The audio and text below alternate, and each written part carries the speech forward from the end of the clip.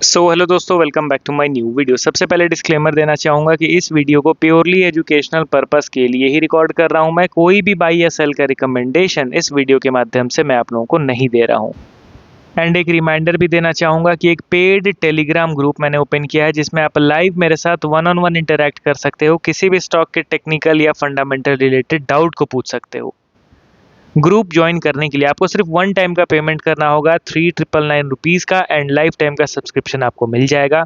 Group joining link video के description box में दिया गया है, वहीं पे मेरा ईमेल आईडी भी मेंशन्ड है। आप चाहे तो मुझे ईमेल भी कर सकते हो फॉर दिस ज्वाइनिंग पर्पस। तो चलिए दोस्तों, आज इस वीडियो में हम लोग टोटल 3 ऐसे स्टॉक्स के बारे में बात करेंगे जिनमें बड़ा करेक्शन आज के दिन हुआ है। एंड ऐसा नहीं है कि इन करेक्शन से हम लोग अवेयर नहीं थे, हम लोग पहले से ही प्रिपेयर्ड थे। करेक्शन हो सकता था एंड करेक्शन हुआ भी। आज आप देखोगे कि किस तरीके से टेक्निकल एनालिसिस हम लोगों को सही एंट्री करने में कितना मदद करता है, क्योंकि सिर्फ फंडामेंटल्स के भरोसे रहेंगे तो मोस्ट ऑफ द टाइम हम लोग ट्रैप हो जाएंगे। हाँ, लॉन्ग रन में नो डाउट हमको रिटर्न्स अच्छे मिलेंगे, क्योंकि एट द एंड हमने तो अच्छा फंडामेंटल एनालिसिस करा ही है। बट किसी पर्टिकुलर स्टॉक को अगर आप अच्छे खासे 20% 30% की डिस्काउंट प्राइस पे खरीदोगे लॉन्ग टर्म के लिए, तो फिर क्या बुराई है उसमें। उसमें तो इनफैक्ट गेन्स जो है, रिटर्न्स है, वो तो और मैक्सिमाइज होगा ना हम लोगों का। तो चलिए स्टॉक्स की ओर बढ़ते हैं। पहला स्टॉक हमारे लिस्ट में आपके सामने है सेनको गोल्ड। रिसेंटली मैं इसको काफ़ी दिनों से कवर कर रहा था, एंड आज के दिन देखोगे तो स्टॉक में भारी भरकम करेक्शन, करेंटली 13% ये डाउन है, 350 के लेवल पे करेंटली ट्रेड कर रहा है। अब इसके करेक्शन के पीछे का मेन रीज़न क्या है? इन्होंने रिसेंटली क्वार्टरली रिजल्ट को पब्लिश करा, जहां पे इनका जो नेट प्रॉफिट है ईयर ऑन ईयर बेसिस में ऑलमोस्ट फ्लैट है, कुछ खास ग्रोथ नहीं है। इनफैक्ट -3% का डी ग्रोथ हुआ है प्रॉफिट में। एंड क्वार्टरली बेसिस में अगर देखोगे तो नेट प्रॉफिट इनका 157 करोड़ से गिर के 101 करोड़ हो गया। तो यहाँ पे इनका ग्रोथ कुछ खास दिखा नहीं। प्लस इनके सेल्स पे नज़र डालोगे तो 67% का ग्रोथ इनके सेल्स में दिख रहा है। यहाँ पे प्रॉफिट जो श्रिंक हुआ है ना, वो मेन रीज़न है इनके गिरावट के पीछे का। अब डायरेक्टली हम लोग इनके टेक्निकल पार्ट पे जंप करते हैं, एंड वहाँ पे मैं आपको एक्सप्लेन करता हूँ कि कैसे हम लोग इजीली बच गए इस बड़े डाउनफॉल के ट्रैप से। यहाँ पे इसके चार्ट को मैं ओपन करता हूँ, लिखता हूँ मैं सेनको गोल्ड। एंड यहाँ पे आप ध्यान दीजिए कि मैं कई दिनों से आप लोगों को क्या बता रहा था कि ये स्टॉक अभी अपने रेजिस्टेंस लेवल पे ट्रेड कर रहा है। जब तक इस रेजिस्टेंस का ब्रेकआउट नहीं होता है, इस स्टॉक को हम लोग बुलिश नहीं समझ सकते हैं।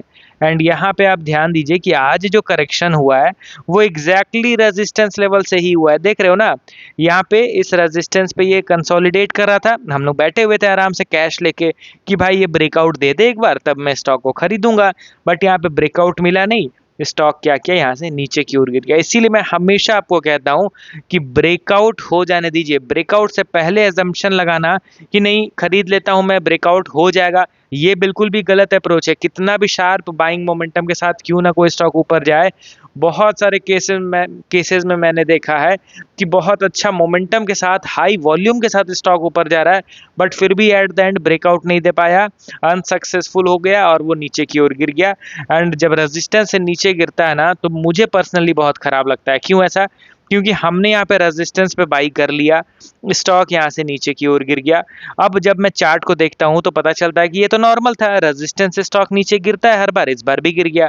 एंड यहाँ कहीं मेरा जब बाइंग हो जाता है तो मुझे बहुत रिग्रेट होता है कि यार क्या फ़ायदा टेक्निकल एनालिसिस सीखने का, जब पेशेंस नाम की कोई चीज़ नहीं है हमारे अंदर।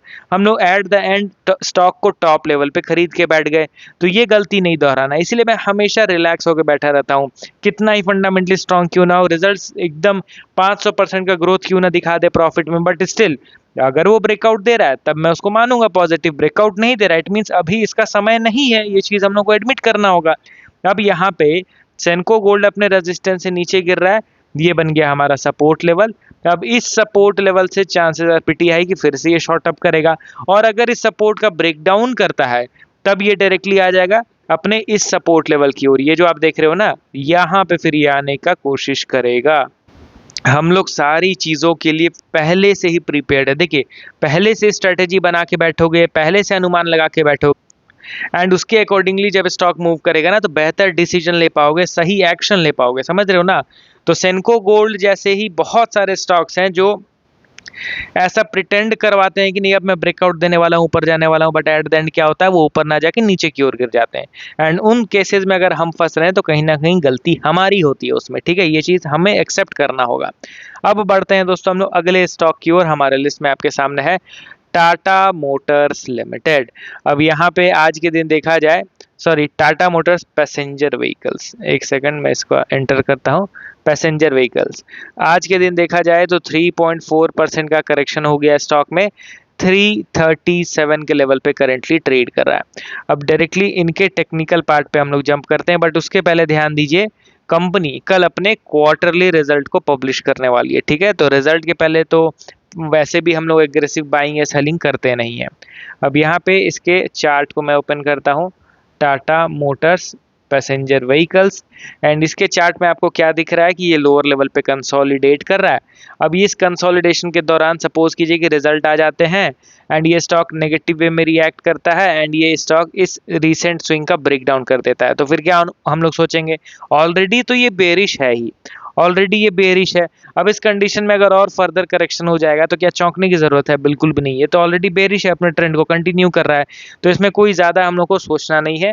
टाटा मोटर्स अगर स्टॉक के रिजल्ट अच्छे आते भी हैं, कंपनी के रिजल्ट अच्छे आते भी हैं, तो इंस्टेंटली बुलिश एक्टिविटी हम लोग को नहीं मिलेगा देखने को, क्योंकि जिस हिसाब से यहाँ पे करेक्शन हुआ है अच्छा खासा समय लगने वाला है, एक प्रॉपर बेस बनेगा, ब्रेकआउट होगा, तब ही जाके वो बुलिश हो पाएगा, तो लॉन्ग प्रोसेस है। रिजल्ट अच्छे आते हैं, मार्केट उसको पॉजिटिव वे में रिएक्ट भी करता है, तो भी समय इनफ लगने वाला है, ठीक है, तो इसलिए इसमें कुछ खास इंस्टेंट एक्टिविटी तो नहीं मैं पर्सनली एक्सपेक्ट करके चल रहा हूँ।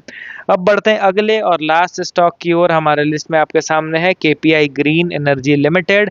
कल के दिन भी करेक्शन हुआ था एंड आज के दिन भी देखोगे तो करेंटली ये 3.3% डाउन है, 339 के लेवल पे ये अवेलेबल है अभी करेंटली, एंड कल भी गिरा, आज भी गिरा।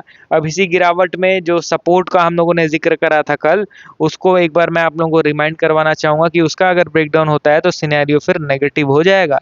ये जो सपोर्ट आप देख रहे हो ना, इस सपोर्ट लेवल का ब्रेकडाउन नहीं होना चाहिए, एंड इस सपोर्ट के पास ही ये करंटली आ गया है गिरते हुए, एंड ये काफ़ी लंबे समय से स्टॉक को रोक रखा था नीचे गिरने से, फ्रॉम 2025 इटसेल्फ, मतलब कि अप्रॉक्स देखा जाए तो 1.5 ईयर से ये स्टॉक का इंपॉर्टेंट सपोर्ट लेवल बना हुआ है।